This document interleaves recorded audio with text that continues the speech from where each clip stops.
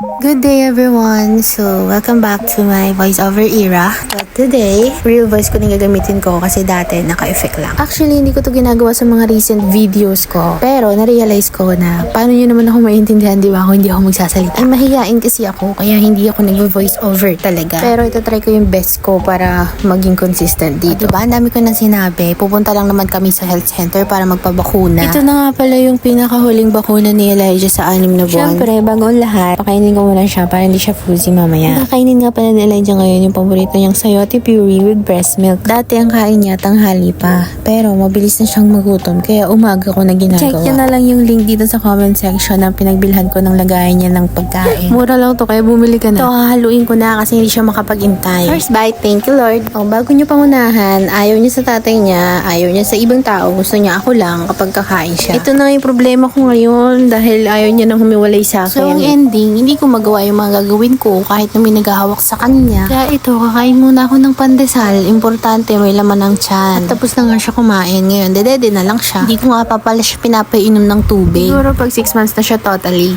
Magtitimpla nga ako ulit ng pangalawang kape dahil inubos na ni daddy yung unang kapeng tinimpla ko. Sabi ko sa kanya, magkakape lang ako saglit para may laman naman yung tiyan ko kasi gutom na talaga ako niya. Kakain lang ako ng dalawang tinapay tapos okay na ako. Ibisan ko na nga si Elijah para mabilis na kami. Pero syempre, buo ba ang araw kung di siya magka-aburito?